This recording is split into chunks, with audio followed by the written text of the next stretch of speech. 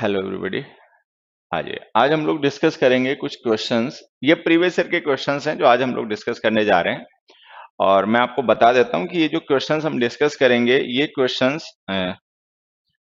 CDS 1 2021 के paper में आए हुए क्वेश्चंस हैं। ठीक है, सेंटेंस कंप्लीशन के क्वेश्चंस हैं जो हम लोग डिस्कस करेंगे। हाँ बच्चे, ये सेंटेंस कंप्लीशन के क्वेश्चंस हैं और ये CDS 1 2021 के पेपर में आए हुए questions. Good, okay, let's start. आज ये स्टार्ट करते हैं क्वेश्चंस को।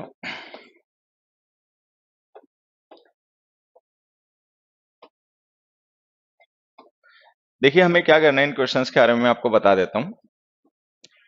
फिर से मैं आपको याद दिला देता हूं। CDS 1 2021 के पेपर के क्वेश्चंस हैं जो हम लोग डिस्कस करेंगे। सेंटेंस कंप्लीशन के क्वेश्चन है बेटा। सेंटेंस कंप्लीशन जो है ये उसके क्वेश्चंस हैं। और इसमें क्या करना है, हमें एक सेंटेंस है उसका पार्ट दिया गया है, Sheela has been at the receiving end, और उसको कंप्लीट करना है। मतलब ये इनकम्प्लीट सेंटेंस है, इसको पढ़िए आप, क्या मीनिंग है, क्या कॉन्टेक्स्ट है, इसे समझिए। और उसको समझने के बाद में ये देखिए कि ABCD इनमें से which part can complete this. ठीक है, कि इनमें से कौन सा पार्ट जो है उसे कंप्लीट कर सकता है, ये हमारा टास्क है। Sheela has been at the receiving end, इस सेंटेंस को जो कि इनकम्प्लीट है हमें कंप्लीट करना है। इस सेंटेंस को कंप्लीट करने के लिए हम ABCD कौन से ऑप्शन का यूज करें ये बताना है। सभी को गुड इवनिंग, सभी को नमस्ते बच्चों। बिल्कुल बच्चों, चलिए।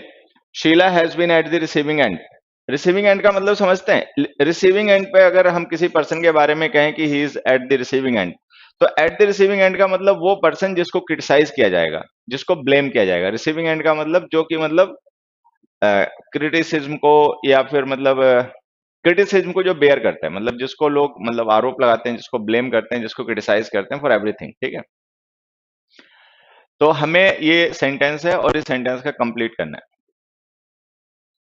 बच्चों ये जो आप इधर उधर की बातें अभी करना चाह रहे हो ना, ये मैं आपके साथ बातें करूंगा but at the end of the session. ठीक है, सेशन के एंड में हम बातें करेंगे। Okay,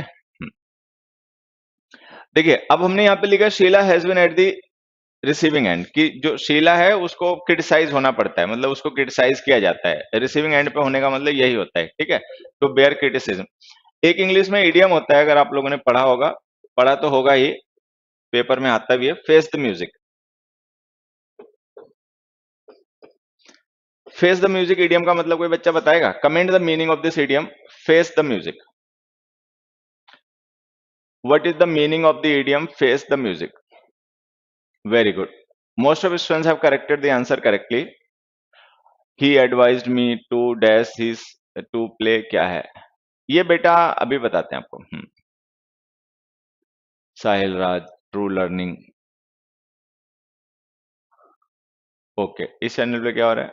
but she is very honest, very good. Face the music का मतलब होता है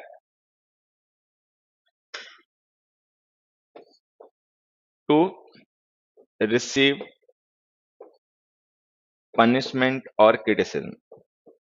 फेस द म्यूजिक का मतलब होता है कि आपने कुछ गड़बड़ की है और उस गड़बड़ का पनिशमेंट जो है वो बेयर करना। हाँ, बेयर द पनिशमेंट। ठीक है, बिल्कुल बच्चे, यही मीनिंग होता है जो तुम लोगों ने बताया। फेस द म्यूजिक का मतलब होता है to receive punishment, to bear the consequences, कि जो आपने गड़बड़ की है उसके कंसिक्वेंसेस जो होंगे, परिणाम होंगे, उसको भुगतना। मतलब डांट पड़ेगी, पनिशमेंट मिलेगा, तो उसको बेयर करना, इसका मतलब ये होता है। तो to be at the receiving end का मतलब भी बच्चे यही होता है। Be at the receiving end का मतलब यही होता है। ठीक है, तो हमने कहा Sheela has been at the receiving end but she is very honest, लेकिन वो बहुत ईमानदार है, एक बात। And she is very honest, और वो बहुत ईमानदार है, दूसरी बात। She had been proud of it, खैर ये गलत हो जाएगा। हैड बीन प्राउड बच्चे इसलिए गलत हो जाएगा, एक तो रिसीविंग एंड पे होने का अगर कोई पर्सन क्रिटिसाइज किया जाता है तो ये it is not something that you should be proud of, ये कुछ ऐसा नहीं है जिसको लेकर आपको प्राउड फील करना चाहिए। ठीक है, तो ये ऑप्शन तो एक तो आउट ऑफ कॉन्टेक्स्ट है, इसलिए गलत हो जाएगा। दूसरा, इसके गलत होने की वजह बच्चे एक और भी है। ये जो स्टेटमेंट है ना, ये देखो हमारा प्रेजेंट टेंस में है। तो अगर ये स्टेटमेंट प्रेजेंट टेंस का है, then you can know that the situation that we are talking about is present, कि प्रेजेंट की सिचुएशन जिसे हम डिस्कस कर रहे हैं ये पास्ट परफेक्ट टेंस है। Past perfect past of past होता है, ठीक है, जब तक हम उसको किसी दूसरे पास्ट के एक्शन से रिलेट ना कर लें तब तक यूज नहीं कर पाते, तो ये ऑप्शन ऐसे ही गलत हो गया। अच्छा, उसी तरीके से ये भी पास्ट का है, she was fine with it, ये भी गलत हो जाएगा। इन दोनों में से कोई एक सही होगा। अब हम देखें तो दोनों में कंजंक्शन क्या है, बट और एंड, यही दोनों में डिफरेंस है। बट कंजंक्शन का यूज हम तब करते हैं जब हमें किन्हीं ऐसे दो पार्ट्स को या ऐसी दो फ्रेजेस को या ऐसे दो सेंटेंसेस को एक दूसरे के साथ में क्लब करना हो जो कि कॉन्ट्रास्टिंग है, अनएक्सपेक्टेड है, ठीक है। तो यहां पर हम देखें, अगर किसी पर्सन को रिसीविंग एंड पे रखा जाता है, मतलब उसको क्रिटिसाइज किया जाता है, इसके बावजूद भी वो ऑनेस्ट है, मतलब कि ऑनेस्ट होने के बावजूद किसी को क्रिटिसाइज किया जा रहा है, तो ये कॉन्ट्रास्टिंग है। जनरली हम क्रिटिसाइज उसको करते हैं जो डिसऑनेस्ट हो, जिसने कुछ गड़बड़ की हो, जिसने कोई प्रॉब्लम क्रिएट की हो। लेकिन अगर कोई ऐसा पर्सन जो कि ऑनेस्ट है, ईमानदार है, और उसको अगर क्रिटिसाइज किया जा रहा है, तो it is not expected situation, it is contrasting situation. तो यहाँ पे हम बट कंजंक्शन का यूज करेंगे, एंड कंजंक्शन हमारा गलत होगा, ठीक है। तो ये बट और एंड का कॉम्बिनेशन है जो यहाँ पर हमसे गड़बड़ करवा रहा था। अब देखिए, मैं एक छोटा सा क्वेश्चन यहाँ पर और लिखता हूँ, आप एक आंसर बताएंगे। The man is rich dash old, ठीक है। The man is strong dash old. चलो, ये ब्लैंक्स फिल करो, ऑप्शन एंड और बट है। बेटा ये जो हमने सेंटेंस लिखे ना, द मैन इज देखो लिखे नहीं, एक मिनट बच्चों, एक मिनट में फिर से लिख देता हूँ ये sentences.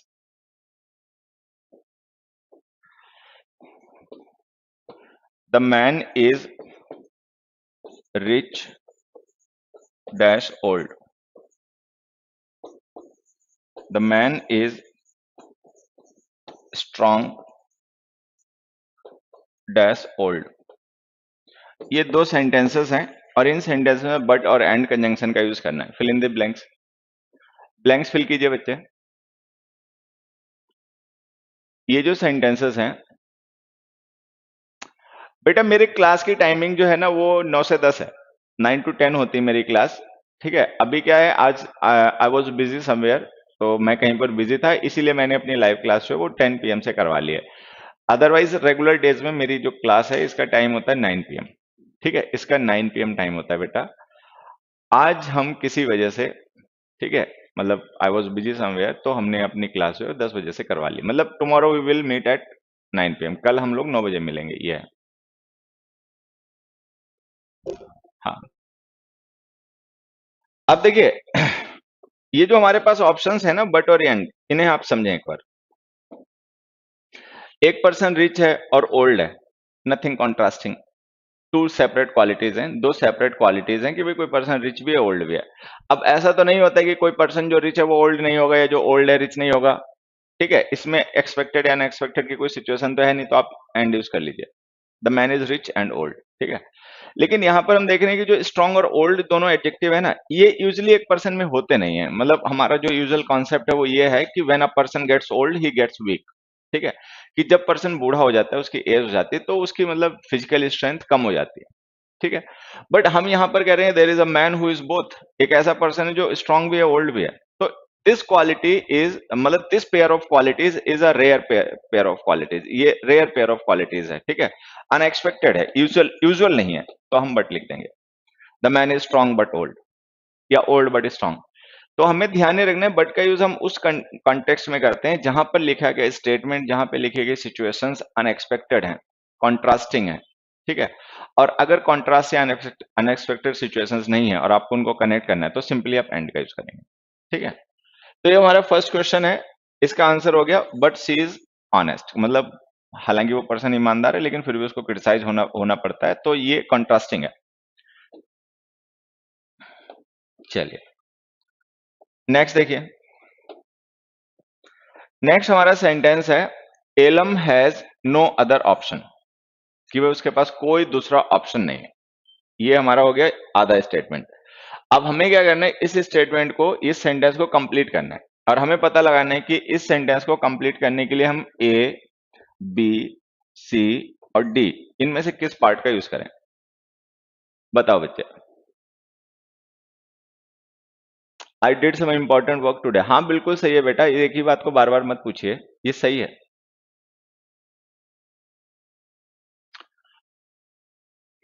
Alum has no other option, कि एलम के पास कोई दूसरा ऑप्शन नहीं है। ठीक है, अब इस सेंटेंस को कंप्लीट करना है, मतलब ये सेंटेंस जो हमने लिखा ना बच्चे, ये इनकम्प्लीट है। हमें ये पता लगाना है कि ए बी सी डी में से कौन सा ऑप्शन हम यूज करें जो इस सेंटेंस को कंप्लीट कर दे। कौन सा बच्चे? हाँ बढ़िया, बहुत अच्छा। देखो,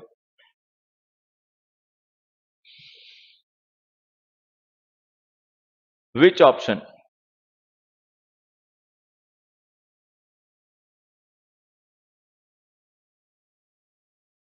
सर वहां नाइट है या मॉर्निंग है? हाँ बेटा, नाइट ही होगी अभी इंडिया में तो सब जगह। ओके, अब देखो, हमने पार्ट ऑफ द सेंटेंस लिखा कि उसके पास कोई दूसरा ऑप्शन नहीं था, कोई भी दूसरा ऑप्शन नहीं था, नो अदर ऑप्शन। अच्छा, एक बात हमेशा याद रखेंगे, अदर है, अनदर है, इनका यूज हम हमेशा तब करते हैं जब हमें किसी डिफरेंट, ठीक है, जब हमें किसी डिफरेंट थिंग या पर्सन को रेफर करना हो, मतलब जिसके बारे में हम बात कर रहे हैं। अदर अनदर का यूज कब करते हैं ये समझना। अदर अनदर का यूज हम तब करते हैं बच्चों जब हम जिसके बारे में बात कर रहे हैं उसके अलावा उससे डिफरेंट किसी को रेफर करना हो। फिर से मैं बोल देता हूं, अब ध्यान से मेरी बात सुनेंगे।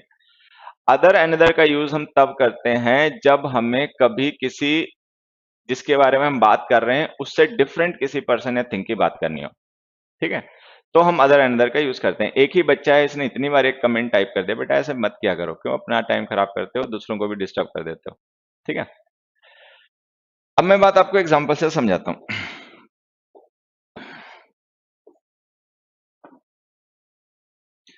जैसे मान लीजिए, ठीक है, मान लीजिए कि कोई दो ऑब्जेक्ट्स हैं। मान लीजिए आप कोई मिठाई खरीदना चाहते हैं, या आप कोई मतलब शर्ट खरीदना चाहते हैं, या आप मान लीजिए कोई फोन खरीदना चाहते हैं और आपको किसी ने दो फोन दिखाए। ठीक है, ये दो फोन दिखाए, ए हो गया फोन ए हो गया फोन बी। ठीक है, आपको दो ऑप्शन दिए गए, आपको दो फोन बताए गए कि एक ऑप्शन ये है, एक ऑप्शन ये आप परचेज कर सकते हैं। आपके साथ जो पर्सन है वो आपको रिकमेंड कर रहा है कि भाई आप फोन ए खरीद लो। ठीक है, आपने कहा नहीं, I will by the other one. I will by the other one का मतलब मैं दूसरे वाला खरीदूंगा। दूसरे वाले का मतलब जिसे वो रिकमेंड कर रहा है उसके अलावा जो है उसे रेफर करूंगा। तो द अदर का मतलब ये वाला हो गया। तो हम अदर अनदर का यूज तब करते हैं बच्चों जब हम जिसके बारे में बात कर रहे हैं उससे डिफरेंट किसी को रेफर करना हो। जिसके बारे में हम बात कर रहे हैं ना, उससे डिफरेंट कोई दूसरा ऑप्शन है, उसके बारे में जो हमें बात करनी होती है, तो हम अदर अनदर का यूज करते हैं। ये जो अदर अनदर का मैंने आपको डिफरेंस समझाया, ठीक है, अगर इसको ध्यान रखोगे तो आंसर बड़ी जल्दी जान जाओगे और सही क्या है वो जान जाओगे। अपने क्वेश्चन पे वापस आते हैं। हमारे क्वेश्चन में लिखा है Alam has no other option, कि उसके पास कोई दूसरा ऑप्शन नहीं था। तो अगर हम नो अदर ऑप्शन कह रहे हैं, कोई दूसरा ऑप्शन नहीं था, तो इसका मतलब उसके पास एक कोई ऑप्शन तो रहा ही होगा। कोई तो एक ऑप्शन रहा होगा, तभी हमने अदर यूज किया। क्योंकि अगर पहले से हमारे पास कोई पहला ऑप्शन नहीं रहेगा तो हम अदर क्यों यूज करेंगे। अदर का हम यूज ही तब करते हैं जब हमारे पास पहले से कोई एक ऑप्शन हो और उससे डिफरेंट, उसके अलावा किसी और को रेफर करना हो। तो अगर हम देखें दूसरा ऑप्शन कहां पे मेंशन है, अनलेस ही विंस, ये ऑप्शन नहीं है। But to accept the challenge, कि वो चैलेंज को एक्सेप्ट कर ले, एक ऑप्शन ये। ठीक है, दो ही हैज वन चैलेंज, हालांकि वो चैलेंज जीत गया है, ये कॉन्ट्रास्ट नहीं है। ये मतलब ये सिचुएशन जो है वो आउट ऑफ द कॉन्टेक्स्ट है, क्योंकि यहां पर हम ऑप्शन की बात कर रहे हैं और यहाँ पे किसी हो चुके काम की बात की जा रही है। हैज वन द चैलेंज, ठीक है, has to accept the challenge, ये भी ऑप्शन नहीं है। ऑप्शन ये है एक्सेप्ट द चैलेंज। एक ऑप्शन ये हो गया, एक्सेप्ट कर ले चैलेंज को, दूसरा कोई है ही नहीं ऑप्शन, नो अदर ऑप्शन। तो इसमें आंसर हो गया B, Alam has no other option but to accept the challenge. Challenge accept करने के अलावा उसके पास कोई दूसरा ऑप्शन नहीं है, मतलब उसके पास एक ही ऑप्शन है कि जो चैलेंज है उसको एक्सेप्ट कर लो। ठीक है, और अगर चैलेंज को एक्सेप्ट नहीं करोगे तो फिर कोई दूसरा ऑप्शन नहीं है but to accept the answer. हम बिल्कुल सही है बच्चे, तुम्हारा आंसर। ये जो कमेंट किया है तुम लोगों ने, most of students have commented the correct option, मतलब सही ऑप्शन को ही उन्होंने बताया। तो इसका आंसर हो जाएगा Alam has no other option but to accept the challenge. Challenge accept करने के अलावा उसके पास में कोई दूसरा ऑप्शन नहीं है। नेक्स्ट देखिए, नेक्स्ट है although the group has been acquitted. ये एक सेंटेंस का पार्ट है और ये इनकम्प्लीट है। ठीक है, हमें सेंटेंस को कंप्लीट करना है। अब सेंटेंस को कंप्लीट करने के लिए हम इन चार में से कौन सा ऑप्शन यूज करें, ए बी सी डी। फिर से देखिए, मैं आप लोगों को बता देता हूं, ये जो हम क्वेश्चंस आज डिस्कस कर रहे हैं ना सेंटेंस कंप्लीशन के, ये CDS 1 2021 के पेपर के क्वेश्चंस हैं, ठीक है। ये क्वेश्चंस उसमें आए थे सेंटेंस कंप्लीशन के। इनमें हमें क्या करना है बच्चों, एक इनकम्प्लीट सेंटेंस हमें दिया गया है और उस सेंटेंस को कंप्लीट करना है। कंप्लीट करने के लिए 4 ऑप्शंस दिए गए हैं ABCD। हमें उनमें से कोई ऑप्शन चूज करना है जिससे कि हमारा सेंटेंस जो है वो कंप्लीट भी हो जाए, लॉजिकल भी रहे और ग्रामेटिकल भी रहे, मतलब उसमें ग्रामर की भी मिस्टेक ना हो और लॉजिकली भी सही हो। तो 4 में से कोई एक ऐसा ऑप्शन हमें चूज करना है जो उस सेंटेंस को कंप्लीट कर दे, ग्रामेटिकली लॉजिकली दोनों तरीके से। अब देखिए हमने लिखा although the group has been acquitted. Acquit का मतलब बच्चे समझते हैं? अक्विट का मतलब होता है माफ कर देना, बरी कर देना, रिलीज कर देना। Although the group has been acquitted कि ग्रुप है उसको बरी कर दिया गया, ठीक है, उसकी सजा माफ कर दी गई, अक्विट कर दिया गया। अब उसके बाद हमें क्या लिखना है ये बताइए। They are under the watch of police कि वो पुलिस की निगरानी में है, ये लिखें। इसके बाद they are free to do anything, कुछ भी कर सकते हैं, फ्री है कुछ भी करने के लिए, ये लिखें। There is no suspicion in them, अब उनमें कोई संदेह नहीं है, ठीक है। अक्यूट कर दिया गया तो अब कोई संदेह नहीं रहा। They have not been arrested, उनको अरेस्ट नहीं किया गया है। अब हमें ये पता लगाना है कि इनमें से हम क्या लिखें। वेरी गुड, बहुत अच्छे। अब देखिए हमें पता कैसे चलता है कि इनमें से कौन सा लिखना सही रहेगा, तो उसके लिए ना आप छोटे छोटे जो वर्ड्स होते हैं जैसे कंजंक्शंस हैं, एडवर्ब्स हैं, इनका ध्यान रखा करो। अभी क्या जो बच्चा एडवर्ब्स का ध्यान नहीं रखता, कंजंक्शंस का ध्यान नहीं रखता, प्रीपोजिशन का ध्यान नहीं रखता, वो गलत कर लेता है, ठीक है। अब जैसे यहां पे हमने लिखा ऑल्दो, देखिए ऑल्दो है, दो है, ठीक है, वेयर एज है, वाइल है, बट है, येट है, हाउएवर है, एटसेट्रा। ये कुछ ऐसे वर्ड्स हैं जिनका यूज हम तब करते हैं जब हमें किन्हीं ऐसे स्टेटमेंट्स को आपस में कनेक्ट करना हो जो अनएक्सपेक्टेड या कॉन्ट्रास्टिंग है, मतलब जिनके मीनिंग्स कॉन्ट्रास्टिंग हैं या जो अनएक्सपेक्टेड हैं, तब हम इनका यूज करते हैं कॉन्ट्रास्ट शो करने के लिए, ठीक है। Though, although, whereas, while, but yet, however. अच्छा एक छोटी सी बात मैं बता देता हूं, आपको ये बातें ध्यान रखनी चाहिए और मैं एक्सपेक्ट भी करता हूं कि तुम इन बातों को ध्यान रखोगे भी। इनमें से जो दो, ऑल्दो, वेयर एज हैं और वाइल हैं, ये सबऑर्डिनेट कंजंक्शंस हैं, ठीक है। बट और येट जो है ये कोऑर्डिनेट कंजंक्शन है। हाउएवर जो है ये कोई कंजंक्शन नहीं बच्चों, ये एडवर्ब होता है, लेकिन ये सब कॉन्ट्रास्ट शो करने के लिए यूज किए जाते हैं, ध्यान रखिए। इनका यूज हम करते हैं उन सिचुएशंस में जो सिचुएशन अब नॉर्मल होती हैं, ठीक है, अनयूजुअल होती हैं। अब जैसे हमने लिखा all the group has been acquitted कि ग्रुप को माफ तो कर दिया गया है, अक्विट तो कर दिया गया, मतलब उनको बरी तो कर दिया गया है। अब इसके बाद की कहानी हमें बतानी है। अब इसके बाद की कहानी यही हो सकती है कि उनको बरी तो कर दिया गया, उन्हें माफ तो कर दिया गया है, ठीक है, but they are under the watch of the police, लेकिन उन्हें पुलिस की निगरानी में रहना है। मतलब अक्विट करने का मतलब ये नहीं कि उन्हें छूट मिल गई अब जो चाहे कर सके। तो ये जो ऑल्दो लिखा है ना, वो यही कॉन्ट्रास्ट शो कर रहा है कि जनरली जब हम किसी को अक्विट कर देते हैं फिर वो पर्सन फ्री है, अपने जो चाहे करे, जहां चाहे जाए। लेकिन ये लोग जो हैं इनको कंडीशन के साथ में मतलब अक्विटल मिला है, इनको मतलब जो माफी मिली है या जो बरी किए गए वो कंडीशन के साथ। कंडीशन ये they are under the watch of police कि वो अभी भी पुलिस की निगरानी में है। तो एक तरीके से अक्विट तो हो गए लेकिन फिर भी पुलिस का पहरा उनके ऊपर अभी भी है। तो ये हमारा सेंटेंस कंप्लीट हो जाएगा अगर हम ये लिख देंगे they are under the watch of police, ठीक है। अच्छा अगर हम ये लिख देंगे they are free to do anything, तो ये दो कंजंक्शन यहाँ पर ऑल दो कंजंक्शन है, ये कॉन्ट्रास्ट नहीं बना पाएगा, ठीक है। अगर हम लिख देंगे there is no suspicion in them, तो भी ये ऑल दो कॉन्ट्रास्ट नहीं बना पाएगा, क्योंकि अगर हम ऑल दो लिख रहे हैं तो हमें कुछ ऐसा लिखना पड़ेगा जो कॉन्ट्रास्टिंग हो, अनएक्सपेक्टेड हो। तो अनएक्सपेक्टेड यही होता है कि जो पर्सन अक्विट हो गया, जिसको अक्विटल मिल गया, जो बरी कर दिया गया, अब उस पर निगरानी करने की क्या जरूरत है, ठीक है। फोर्थ क्वेश्चन देखिए। फोर्थ क्वेश्चन जो हमें दिया हुआ है ये इनकम्प्लीट है। इसमें लिखा हुआ unless you fulfil the essential qualifications, कि जब तक तुम, अनलेस का मतलब अगर नहीं, ठीक है, अनलेस का मतलब है if you don't fulfil the essential qualifications, ये हो गई एक कंडीशन क्लॉज और ये सेंटेंस इनकम्प्लीट है। ये सेंटेंस जो हमने लिखा है बच्चे, ये सेंटेंस इनकम्प्लीट है। अब हमें इस सेंटेंस को कंप्लीट करना है। Unless you fulfil the essential qualifications ये इनकम्प्लीट सेंटेंस है, इसको कंप्लीट कीजिए। अब कंप्लीट करने के लिए हम इनमें से कौन सा पार्ट यूज करें, ए, बी, सी या D? You will be called for the interview, ये लिखें। You shall be selected for the post, ये लिखें। You will not be called for the interview, ये लिखें। You can not be rejected, ये लिखें।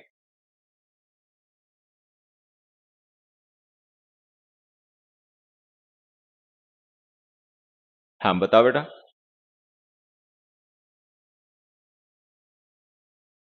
Unless you fulfill the essential qualifications, you will be called for the interview. You shall be called selected for the interview for the post.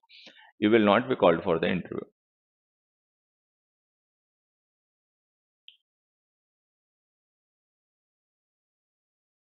हाँ, good.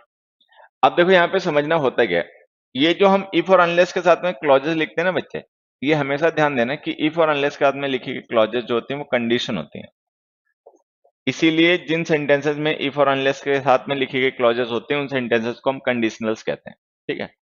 तो ये जो हमने लिखा ना, unless you fulfil the essential qualifications, ये एक condition है कि अगर ऐसा हुआ, अगर तुमने एसेंशियल क्वालिफिकेशंस को फुलफिल नहीं किया तो क्या होगा, वो रिजल्ट मेन क्लॉज में लिखा होता है। तो ये जो एबीसीडी ऑप्शन है ना, ये उस कंडीशन की रिजल्ट है। ये समझना, हमेशा ध्यान रखना कि जो हमारे कंडीशनल सेंटेंसेस होते हैं उन कंडीशनल सेंटेंसेस में जो हमारी मेन क्लॉज होती है, ठीक है, वो रिजल्ट होती है, और इफ और अनलेस के साथ लिखी गई क्लॉज जो होती है वो कंडीशन होती है। ठीक है। तो ये जो हमने लिखा unless you fulfil the essential qualifications, ये एक कंडीशन है। If you don't fulfil the essential qualification, तो इसका रिजल्ट क्या आएगा, अब हमें ये बताना है।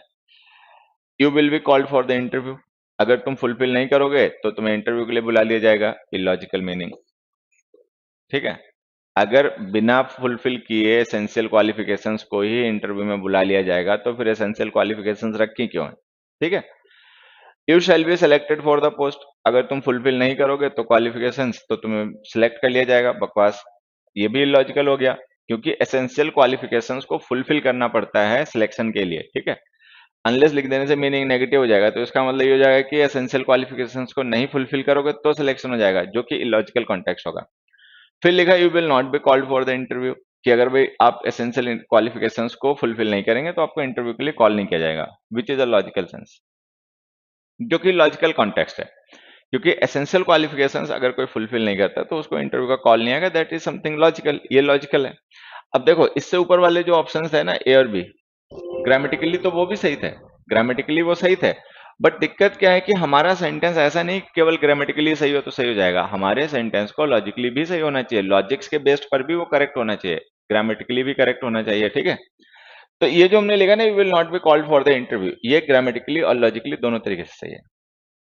You can not be rejected, अब हमने कहा कि if you don't fulfil the essential qualification you can not be rejected, अगर तुम फुलफिल नहीं करोगे तो तुम्हें रिजेक्ट नहीं किया जाएगा, तो इसका मतलब ये निकला कि जब फुलफिल कर दोगे तब रिजेक्ट किया जाओगे, तो ये भी लॉजिकल है, तो ये भी गलत हो गया। ठीक है। तो इस क्वेश्चन का हमारा आंसर हो गया बच्चे ये, सी। नेक्स्ट देखिए। नेक्स्ट क्वेश्चन है, the companies bid for the contract is rejected, कि जो कंपनी की मतलब बोली थी, बिड का मतलब यहाँ पे बोली है, बिड यहाँ पे बच्चों नाउन है, बिड का मतलब है बोली। ठीक है। The companies bid for the contract is rejected, कि कंपनी की जो बिड थी कॉन्ट्रैक्ट के लिए वो रिजेक्ट हो गई है। अच्छा ठीक है, ये हो गई एक बात। अब हमें इस सेंटेंस को, जो भी इनकम्प्लीट है, कंप्लीट करना है। अब हमें ये डिसाइड करना है इसके बाद हम क्या लिखें। Since it filled all the conditions, ये लिखें। For the company fulfilled the conditions, ये लिखें। For the company had not been in the goodwill list, ये लिखें। Since the deposit in the account is found less than required, ये लिखें। चलिए बताइए, फिर से देख लीजिए, ये जो हमने एक इनकम्प्लीट सेंटेंस लिखा है, the companies bid for the contract is rejected, कि कंपनी की जो बिड थी कॉन्ट्रैक्ट के लिए बोली थी वो रिजेक्ट कर दी गई। ठीक है। अब इस इनकम्प्लीट सेंटेंस को कंप्लीट करने के लिए हमें इन चार में से कोई एक ऑप्शन यूज करना है। कौन सा ऑप्शन उसके साथ में यूज करना लॉजिकल रहेगा और ग्रामेटिकल भी रहेगा, ये बताना है। ठीक है। तो हमें ये बताना है कि इन चारों में से कौन सा हम ऑप्शन यूज कर लें जो कि उस पार्ट को लॉजिकली और ग्रामेटिकली दोनों तरीके से कंप्लीट कर दे। हम्म। हेलो बेटा। हम्म।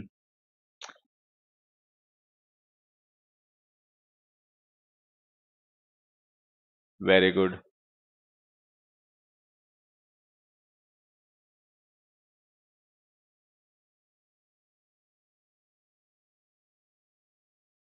यू कैन बी रिजेक्टेड होता ना बेटा, तो वो सही हो सकता था।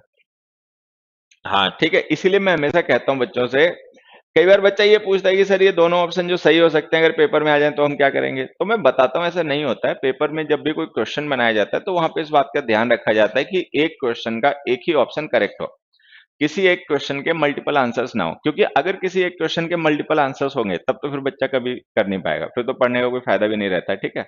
तो इन चीजों को लेके चिंता मत किया करो, जब भी पेपर में क्वेश्चंस आते हैं बच्चे तो हमेशा उन क्वेश्चंस का कोई एक ही करेक्ट और लॉजिकल आंसर होता है। कई बार हम समझ नहीं पाए, हम कंफ्यूज हो जाए, वो एक अलग बात होती है, लेकिन किसी भी क्वेश्चन का ऑप्शन एक ही आंसर होता है।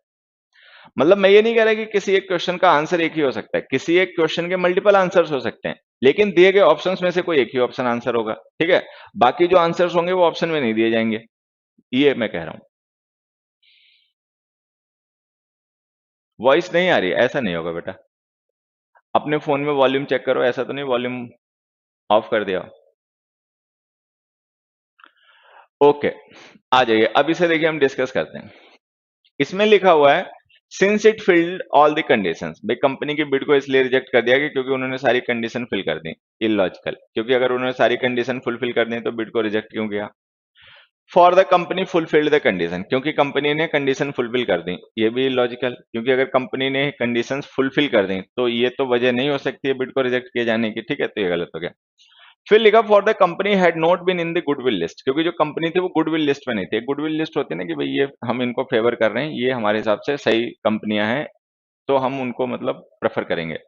तो ये तो चलो एक लॉजिक हो सकता है कि भाई कंपनी गुडविल लिस्ट में नहीं थी इसलिए उसकी बोली को रिजेक्ट कर दिया गया। दूसरा भी पढ़ लेते हैं, since the deposit in the account is found less than required. अब यहाँ पे देखो, ये हमने लिखा इज रिजेक्टेड, कंपनी की जो बिड है वो रिजेक्ट कर दी गई। अगर हमने रिजेक्ट कर दी है, ठीक है, तो इसका मतलब ये जो एक्शन रहा होगा ये पास्ट का रहा होगा, क्योंकि बिड को रिजेक्ट कर देना रिजल्ट है, ठीक है। और उसका जो रीजन है कि भाई क्यों बिड को रिजेक्ट किया गया, कि उनके अकाउंट में रिक्वायर्ड पैसा नहीं था इसलिए कर दिया गया, तो ये पास्ट का इवेंट होना चाहिए।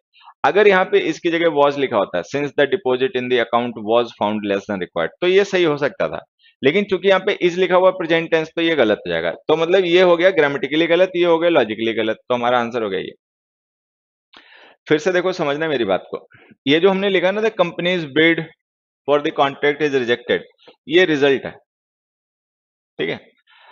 ये रिजल्ट है, मतलब ये जो हमने लिख रखा है रिजल्ट है। अब ये रिजल्ट क्यों आया, इसके रीजन क्या हो सकते हैं, ठीक है, किस वजह से वो रिजल्ट आया, ठीक है, वो रीजन यहाँ पे लिखे हुए हैं। अब हम देख रहे हैं ये वाला रीजन जो है ना प्रेजेंट टेंस में लिखा हुआ is found less than required.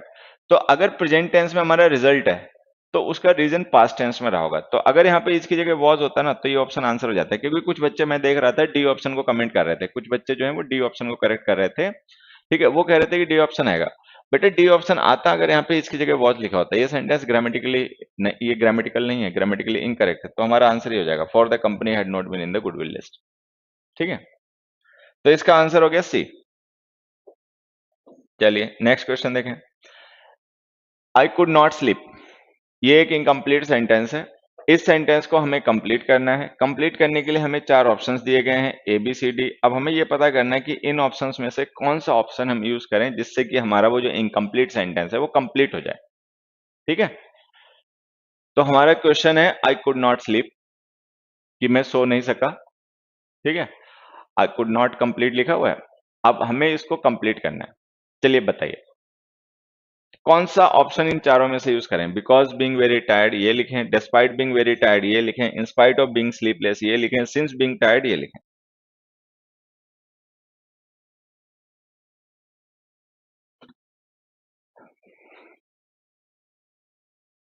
Comment the answer to this question, इस क्वेश्चन का आंसर कमेंट करें बच्चों।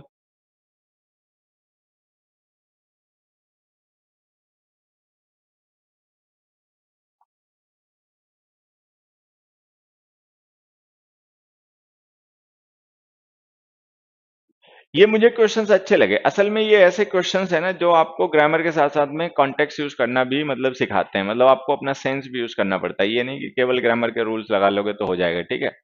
तो इसलिए मुझे लगा अच्छे क्वेश्चन है, बच्चों के साथ डिस्कस करेंगे तो बच्चों को कुछ नए पॉइंट सीखने को मिलेंगे और अच्छा प्रैक्टिस कंटेंट मिलेगा। हम्म।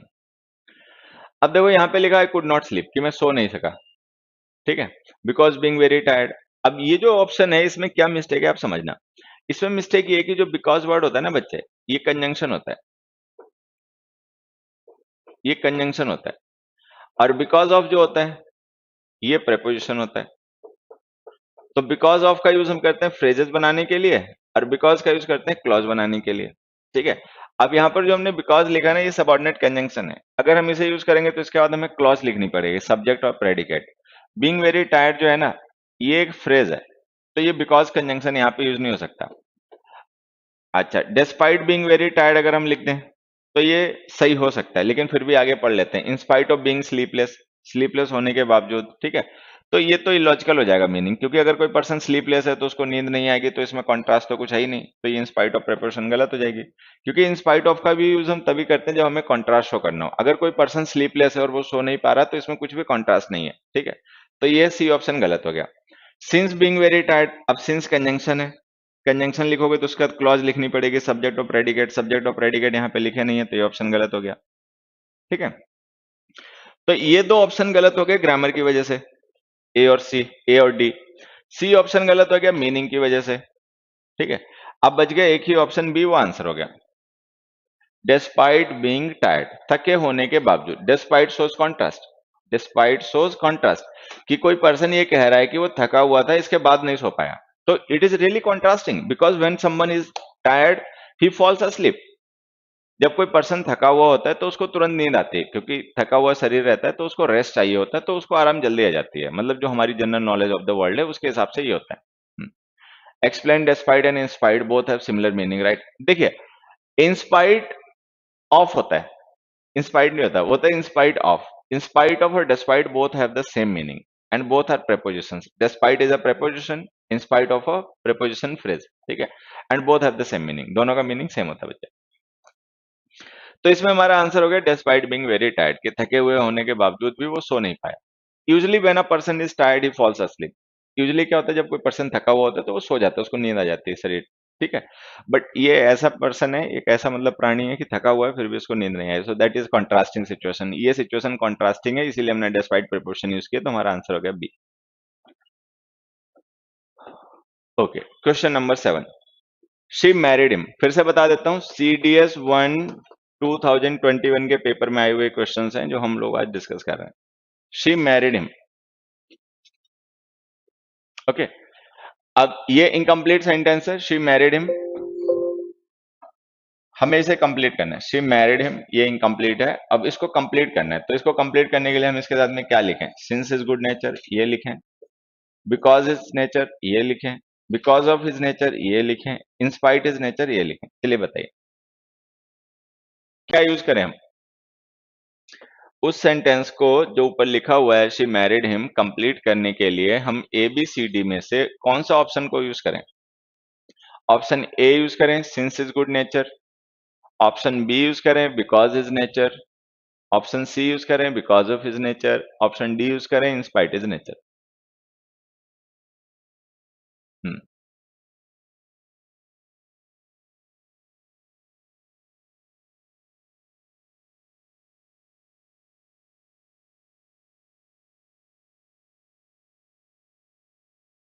हम्म हाँ बेटा, नेक्स्ट क्लास PQRS और क्लोज टेस्ट के रखेंगे, ठीक है। अब देखिए, ये क्वेश्चन भी काफी सिंपल है। इसमें क्या है, ये जो हमने लिखा है ना, since is good nature, since is a conjunction, since conjunction होता है। आप एक चीज हमेशा ध्यान रखना कि जो सबऑर्डिनेट कंजंक्शंस होते हैं, जो भी सबऑर्डिनेट कंजंक्शंस होते हैं, जैसे सिंस है, ठीक है, द है, बिकॉज है, ऑल्दो है, ठीक है, देन है, दैट है, बिफोर है, आफ्टर है, एज सुन एज है, एज लॉन्ग एज है। तो ये भी जो हमारे सबऑर्डिनेट कंजंक्शंस होते हैं, इनका काम होता है सबऑर्डिनेट क्लॉज फॉर्म करना। Subordinate conjunctions form subordinate clauses. Subordinate conjunction जब भी हम यूज करते हैं तो ये सबऑर्डिनेट क्लॉज बनाते हैं। अच्छा, सबऑर्डिनेट क्लॉज का मतलब समझते हैं? कोई भी क्लॉज हो, सबऑर्डिनेट क्लॉज हो या कोई भी क्लॉज हो, क्लॉज का मतलब होता है सब्जेक्ट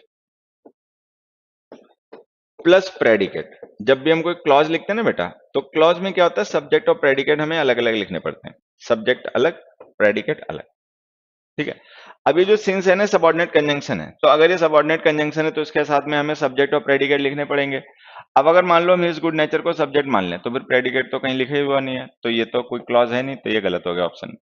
बिकॉज हिज नेचर अगर हम लिखते हैं तो बिकॉज भी सबऑर्डिनेट कंजंक्शन है, तो इसके बाद भी क्लॉज लिखनी पड़ेगी। हिज नेचर कोई क्लॉज तो है नहीं, तो ये भी गलत हो गया। हिज नेचर एक्चुअली एक नाउन फ्रेज है, हिज गुड नेचर भी एक नाउन क्लॉज है, ठीक, नाउन फ्रेज है। तो because of since subordinate conjunction होते हैं, तो सबऑर्डिनेट कंजंक्शन होने की वजह से इनके साथ हमें क्लॉज लिखनी पड़ती है। क्लॉज में सब्जेक्ट और प्रेडिकेट दोनों होते हैं। यहां हम देखें हमने सिंपल एक नाउन फ्रेज तो लिख दी है, तो ये पूरी क्लॉज तो है नहीं, तो ये ऑप्शन गलत हो गया। अच्छा, इंस्पाइट प्रेपोजिशन नहीं होती है, प्रेपोजिशन होती है इंस्पाइट ऑफ। अगर यहाँ पे इंस्पाइट ऑफ होता तो ये ऑप्शन भी आंसर हो सकता था।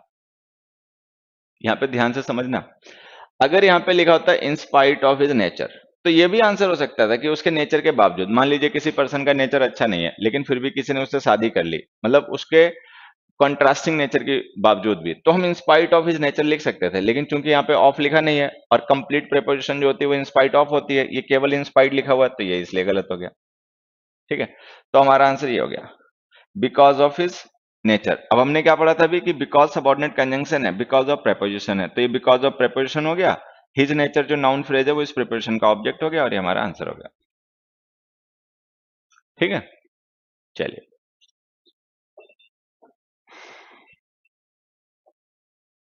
नेक्स्ट क्वेश्चन देखिए। I will come to meet you, भाई मैं तुमसे मिलने आऊंगा, किसी ने ये कहा।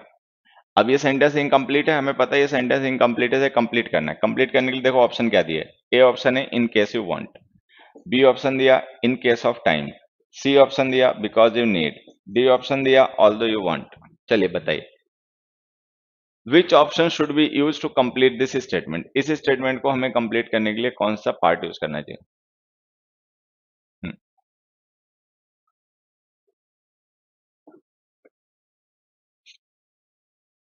बताइए बच्चों।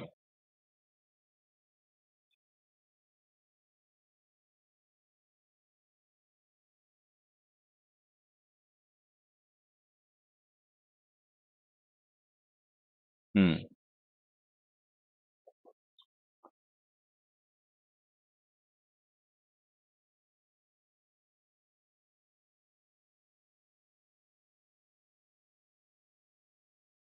ओके।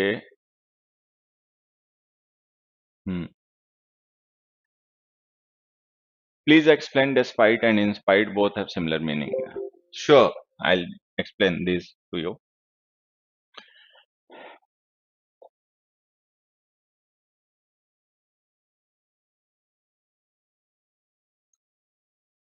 अब देखो समझना, अगर हम किसे लिख रहे हैं I will come to meet you, कि मैं तुमसे मिलने आऊंगा। अब इसको हमें कंप्लीट करना है, इन केस यू वांट, अगर तुम चाहते हो मिलना तो, मतलब अगर ये सिचुएशन है, अगर तुम चाहते हो मिलना तो आऊंगा। ठीक है, एक तो ये हो गई बात। इन केस ऑफ टाइम, ये खैर इलॉजिकल हो जाएगा। ठीक है, ये इन केस ऑफ टाइम जो है ना, ये कंप्लीट फ्रेज नहीं बन पाएगी, इसका कोई मीनिंग नहीं होगा। बिकॉज यू नीड, क्योंकि तुम्हें जरूरत है, इसलिए मैं तुमसे मिलने आऊंगा। ठीक है, ये भी हो सकता है। ऑल्दो यू वांट, कॉन्ट्रास्ट हो करता है। ऑल्दो तो यहाँ पे कोई कॉन्ट्रास्टिंग सिचुएशन है नहीं, कि अगर कोई पर्सन चाहता है और हम उससे मिलने जा रहे हैं, तो फिर इसमें कोई गलत नहीं है। ठीक है, तो ये कॉन्ट्रास्टिंग नहीं है, तो ये ऑप्शन इसलिए गलत हो गया। अब ये जो बिकॉज यू नीड लिखा ना, इन केस यू वांट लिखा, इन दोनों में से हमें एक को चूज करना है। अब देखो जो भी यहाँ पे डिफरेंस रहेगा ना, वो इन वर्ब्स के मीनिंग पे करेगा। वांट का मतलब होता है विश, नीड का मतलब होता है रिक्वायरमेंट। ठीक है, तो मिलना जो है वो डिजायर विश तो हो सकती है, कोई पर्सन किसी से मिलना चाहता है, बट ये रिक्वायरमेंट नहीं होती। ठीक है, तो इसीलिए नीड ऑप्शन वाला है ना, ये गलत हो जाएगा, और ये हमारा आंसर है। इन केस यू वांट का मतलब अगर तुम चाहते हो, मतलब that is a probability. I will come to meet you is a probability. ठीक है, मैं तुमसे मिलने आऊंगा। इन केस यू वांट, कि मतलब इन केस का मतलब अगर, अगर मतलब तुम चाहते हो, तुम्हें जरूरत है मिलने की, तो फिर। वांट का मतलब यहाँ पे विषय है, ध्यान देना, वांट का मतलब जरूरत मत निकालना। वांट होता क्या है, ये प्रॉब्लम हमारे साथ कब शुरू होती है, जब हम ट्रांसलेशन करते हैं। अब जैसे नीड लिखा है, वांट लिखा है, हम दोनों का मतलब मानेंगे जरूरत, बट एक्चुअली ऐसा नहीं है। नीड का मतलब है रिक्वायरमेंट, नीड का मतलब है रिक्वायरमेंट। नीड का मतलब, नीड नाउन भी होता है, वर्ब भी होता है। जब ये नाउन होता है तो इसका मतलब रिक्वायरमेंट होता है, वर्ब होता है तो इसका मतलब रिक्वायर होता है। अच्छा, वांट का मतलब होता है wish. When we want something we actually wish for it. When we want something we actually wish for it, हम उसके लिए विश करते हैं। वांट का मतलब ये होता है। ठीक है, if someone says I want a car, if someone says I want a car, then it means he is wishing for a car. ठीक है, he is not actually needing a car. Wish करना और need दोनों जरूर चीजें अलग अलग बातें होती हैं। तो यहाँ पे हमारा ऑप्शन हो जाएगा इन case you want. In case you wish, अगर तुम चाहते हो मिलना तो फिर मिल लूँ, आ जाऊंगा, नहीं तो नहीं। नेक्स्ट देखिए, if you had plan the work well, अगर तुमने अच्छे से प्लान किया होता काम को, ठीक है, ये इनकम्प्लीट सेंटेंस है। ये एक्चुअली एक इफ क्लॉज है और ये कंडीशन है। मतलब हम एक कंडीशन यहाँ पे इमेजिन कर रहे हैं पास्ट की। If you had plan the work well, कि अगर तुमने काम को अच्छे से प्लान किया होता, you shall have completed it on time, ये लिखें इसको पूरा करने के लिए।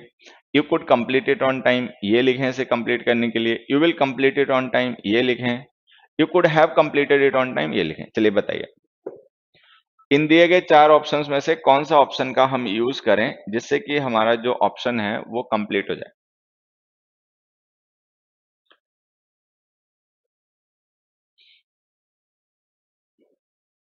Sir, you don't answer my question using infinitive after but in this question whether it was a preposition or a conjunction। अभी बताते हैं बेटा, अभी आ रहा है तुम्हारी बातों में।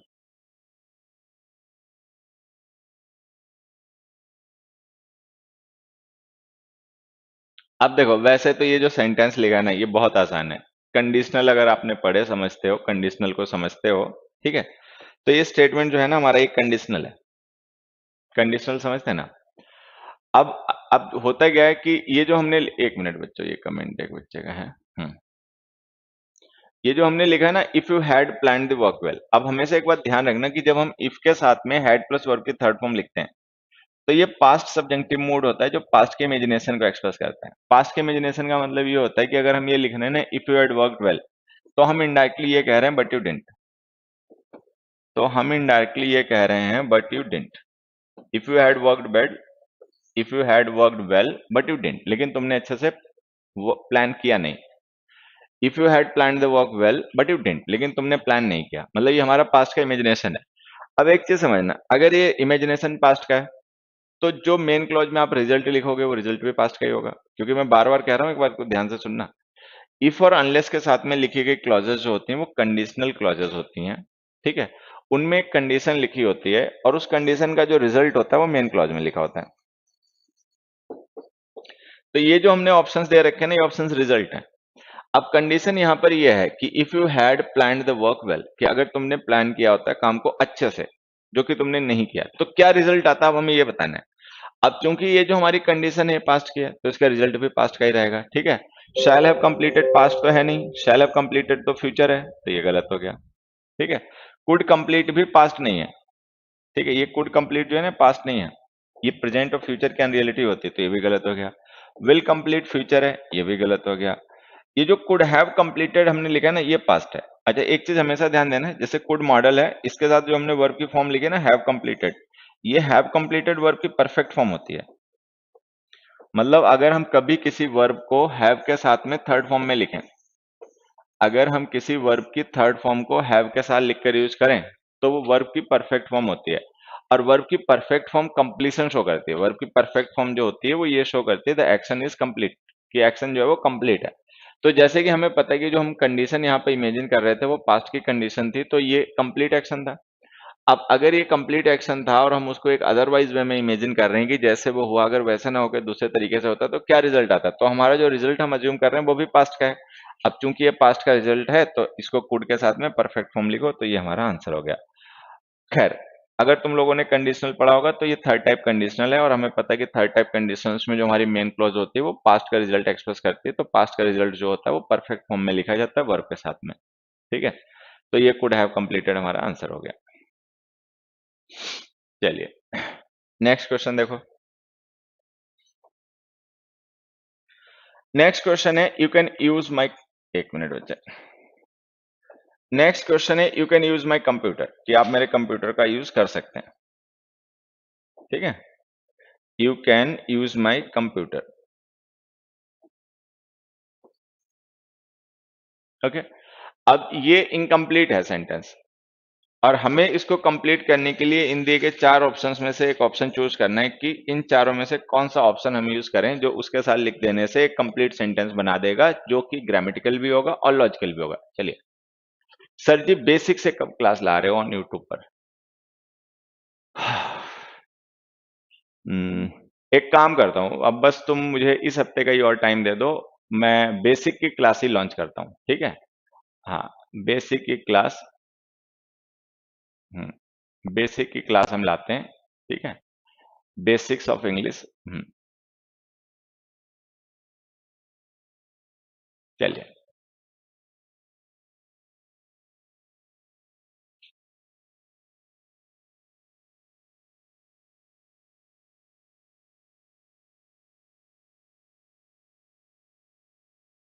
You can use my computer. क्या ऑप्शन लिखे हैं इसको कंप्लीट करने के लिए बेटा? You can use my computer as long as you can not use any external device, ये लिखें, ठीक है? As long as you use any external device, ये लिखें। As long as you do not use any external device, ये लिखें। As long as you shall use any external drive, ये लिखें। हम्म। हम्म। बताओ। अब देखो कोई पर्सन किसी को अलाउ कर रहा है, ये जो कैन यहाँ पे हमने मॉडल यूज किया ना बच्चे, ये मॉडल परमिशन के लिए परमिशन शो कर रहा है। ये कोई पर्सन है वो अपने लिसनर को परमिट कर रहा है, अलाउ कर रहा है कि वो उसके कंप्यूटर को यूज कर ले, लेकिन उसके साथ में कंडीशन भी पुट कर रहा है, ठीक है? As long as you can not use any external device, जब तक तुम कंडीशनल डिवाइस नहीं यूज कर सकते। अब देखो वो परमिशन से एबिलिटी पे शिफ्ट हो गया, तो इस एबिलिटी का परमिशन से तो कोई लेना देना है नहीं, तो यह है इलॉजिकल, ठीक है? दूसरा, as long as you use any external device, ये खैर गलत हो जाएगा। एक्सटर्नल ड्राइव ये इसलिए गलत हो जाएगा क्योंकि ये हमने यूज लिख दिया पास्ट टेंस, जबकि ये बात प्रेजेंट टेंस की हो रही थी। क्योंकि ये परमिशन हम प्रेजेंट में दे रहे हैं तो कंडीशन भी एप्लीकेबल प्रेजेंट में ही होगी। भाई जब ये परमिशन प्रेजेंट की है तो ये परमिशन जिस कंडीशन के बेसिस पे मिल रही है वो कंडीशन भी प्रेजेंट की ही होगी, तो यूज हमने पास्ट इंडेफिनिट टेंस की वर्ब लिख दी है, गलत हो गई, ठीक है? फिर लिखा as long as you do not use any external device, जब तक तुम कोई एक्सटर्नल डिवाइस नहीं यूज करोगे तब तक। तो ये लॉजिकल है कि भाई मान लो हम किसी को अपना कंप्यूटर यूज करने के लिए दे रहे हैं और उसमें कंडीशन ये लगा रहे हैं कि भाई आप कोई एक्सटर्नल ड्राइव नहीं यूज करोगे। एक्सटर्नल ड्राइव होती है उसमें कई बार मेलवेयर कैरी करती हैं, कई बार उनमें वायरस होता है, ठीक है? डेटा मतलब कॉपी हो जाता है उनसे, तो ये कंडीशन समझ में आती है कि भाई हमने कंडीशन पुट कर दी कि जब तक अगर आप मतलब कोई एक्सटर्नल ड्राइव नहीं यूज करोगे तो मेरा कंप्यूटर यूज कर लो, अगर एक्सटर्नल डिवाइस यूज करनी हो तो फिर मत यूज करना। That is a logical situation, ये सही हो गया। अच्छा, उसके बाद में जो डी ऑप्शन है ना, इसको समझना, ये as long as subordinate conjunction है, ठीक है? तो ये लिखी गई क्लॉज जो है ना बच्चे, ये सबऑर्डिनेट क्लॉज है, ये क्लॉज सबऑर्डिनेट है। एक बात हमेशा ध्यान देना कि जो सबऑर्डिनेट क्लॉजेस होती हैं, ठीक है, उनमें अगर हमें किसी फ्यूचर एक्शन को रेफर करना हो तो प्रेजेंट टेंस में लिखना पड़ता है उस फ्यूचर एक्शन को। ये देखो हमने फ्यूचर टेंस ही लिख रखा है शैल यूज, तो ये टेंस भी गलत है, मतलब इसमें ग्रामर भी गलत है लॉजिक के साथ साथ, ठीक है? तो ये हमेशा ध्यान देना, ये एज लॉन्ग एज है, मैं यहाँ पे लिख देता हूँ, आप लोग ध्यान रखना। एज लॉन्ग एज है, ठीक है? एज सुन एज है, बिफोर है, बिफोर है, ठीक है? आफ्टर है,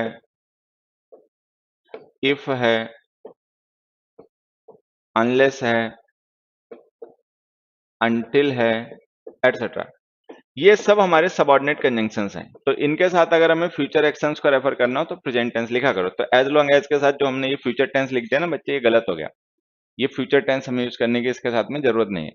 तो इस सेंटेंस का आंसर हो गया C, you can use my computer as long as you do not use any external drive. चलिए बस आज के इतने ही थे क्वेश्चंस हम लोगों के, मतलब ये 10 क्वेश्चंस थे सीडीएस के पेपर में जो आज हम लोगों ने डिस्कस किए। डी, बी, बी नहीं हो सकता बेटा क्योंकि बी में हमने यूज्ड लिख रखा है ना, पास्ट इंडेफिनिट टेंस की वर्ब थी बी, इसलिए बी ऑप्शन गलत हो गया।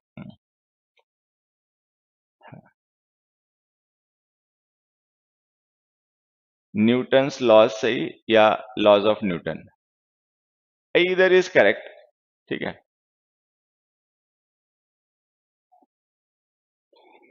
इधर इज करेक्ट बच्चे। उसका नहीं है। न्यू ऑनलाइन बैच कब ला रहे हो सर? वेट कर लो। हाँ, some people were died as he reached, difference बता दो सर। ये क्या है, died versus some people were died versus he reached, इनमें क्या डिफरेंस पूछ रहे हो बच्चे? हाँ, क्लोज टेस्ट सही कह रहे हो बेटा, अगली क्लास में हम लोग क्लोज टेस्ट ही डिस्कस करेंगे, वरी नॉट, ठीक है। क्लोज टेस्ट है पीक्यूआरएस। एक चीज बताओ, क्या वास्तव में जरूरत है हमें कि हम एक बेसिक्स का कोर्स लेकर आए अलग से यूट्यूब पर, मतलब एक यूट्यूब पर फ्री एक प्रोग्राम ले आए, अगर कैसा रहेगा?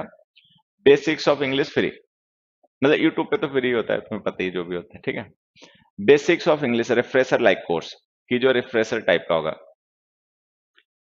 सर मुझे बिल्कुल भी इंग्लिश लैंग्वेज नहीं आती। हाँ, यू आर नॉट अलोन बेटा, तो आप अकेले नहीं हो, इसको लेके चिंता मत करो, परेशानी की बात नहीं है, ठीक है। There are a lot of people, ठीक है, बहुत से ऐसे लोग हैं बच्चे। एक लाइव सेशन लाए जिसमें इंग्लिश प्रैक्टिस स्ट्रेटजी बताइए। ये बात तुम्हारी हम लिख लेते हैं बेटा आज। हाँ, जरूर लाएंगे। सर मैं पहली बार आया हूँ, तो आपका वेलकम है बेटा। हम्म, ओके। तो कुल मिला के मुझे लग रहा है कि ज्यादातर बच्चों का मतलब ये मानना है कि हाँ भाई, there must be some refresher course, एक रिफ्रेशर कोर्स हम मैथ्स का लेकर आते हैं, ठीक है। मैथ्स बता रहा हूँ, मेरा भी दिमाग, रात हो गई। रिफ्रेशर कोर्स लेकर आते हैं इंग्लिश का, जिससे कि इंग्लिश के जो बेसिक्स हैं, बेसिक टर्म्स हैं, बेसिक कॉन्सेप्ट्स हैं, वो रिवाइज हो जाए बच्चों के, ठीक है, और एक अच्छा फाउंडेशन उनका तैयार हो जाए। चलिए। हम्म। हम्म, बहुत बढ़िया रहेगा ना। चलिए, तो मैं I seriously consider upon it, मैं इसको सीरियसली कंसिडर करूंगा। जल्दी लॉन्च कीजिए प्लीज प्लीज प्लीज। अब देखो, एक बच्चे ने 2 बार प्लीज प्लीज लिख दिया, अब तो मानना पड़ेगा इसकी बात को। तो मैं, ठीक है, मैं इस पे काम करता हूँ, और मैं एक मतलब बेसिक्स का एक कोर्स अलग से डिजाइन करता हूँ, और फिर उसको लॉन्च करेंगे, ठीक है। ये क्या है? बहुत बहुत धन्यवाद। अरे कहाँ, अभी स्टार्ट तो होने दो बेटा, तब धन्यवाद कहना, तुम लोग पहले धन्यवाद कह देते हो। Yes, we need basics. हाँ, देर आर मैनी स्टूडेंट्स, काफी अपने ऐसे कैंडिडेट्स हैं, स्टूडेंट्स हैं, दे नीड बेसिक्स, ठीक है, उनको ब्रशअप की एक जरूरत है। हाँ, कब से आएगा? आई अनाउंस ऑन यूट्यूब, ठीक है। आई अनाउंस इट ऑन यूट्यूब, मैं इसको यूट्यूब पे अनाउंस कर दूंगा बच्चे। सर जब हेड मेन वर्ब का काम करे तो उसका negative question tag had not they और डिड नॉट दे भी बन सकते हैं ना। डिड नॉट दे लिखा करो, हैड नॉट दे मत लिखा करो, ये लोग गड़बड़ उसको मतलब बच्चों में मतलब प्रमोट करते हैं चीजों को, ऐसा नहीं। डेली आऊंगा क्लास में आपके, मुझे आप अच्छे लग रहे हो, स्मार्ट हो। अच्छा, रियली? तुम अकेले इंसान इस दुनिया में ऐसे निकले हो जो कह रहा है कि मैं स्मार्ट हूँ। ठीक है, अगर ईमानदारी से कह रहे हो तो थैंक यू। अब एक काम करो, आज के लिए बाय करो बेटा, कल मिलते हैं। तो मैं फिर से आपको बता देता हूँ, मेरा जो लाइव सेशन होता है यूट्यूब पर, इसका टाइम है 9 PM, 9 PM टू 10 PM। किन्हीं कारणों से आज हमें इसे 10 PM टू 11 PM करना पड़ा, ठीक है। बट कल हम मिलेंगे 9 PM, तब तक के लिए सभी को बाय, थैंक यू। अपना सीखते रहो, एंजॉय करते रहो। गुड